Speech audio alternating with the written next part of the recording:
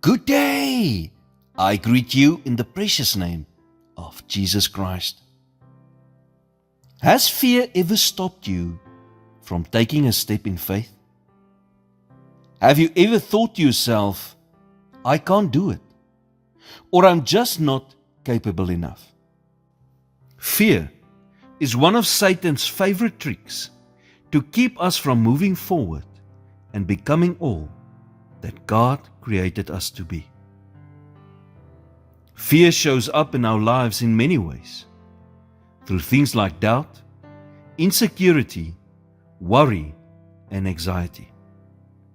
This is why we need to watch out for thoughts that begin with, I can't, or I'm not. The enemy stays busy trying to tell us about our weaknesses, everything we are not, and what we can't do. But we don't have to listen to him. If we know God's word, we can find out everything we are in him. The enemy will always point out our weaknesses and tell you what you are not and what you cannot do. And even though you and I can't do much, all we need is God on our side and a little courage. God has given us faith, and that is what we need to overcome fear.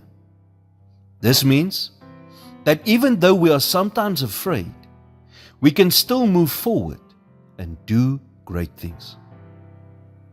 David says in Psalm 56 verse 3, "When I am afraid, I put my trust in you." We see in this passage that David did not try to hide his fear. Rather, he acknowledged it and believed that his fear makes no difference as long as he keeps his trust in God. Don't let fear steal your future. You will never know what you can do until you take a step of faith and find out. Instead of focusing on where you are lacking, decide to focus on all that you can do with God's help. Choose to remember the great things God has done for you in the past and take time to celebrate your progress as you overcome your fears and walk through life's battles. Lord, I know we will fight battles in this life because the enemy will not go down quietly and easily.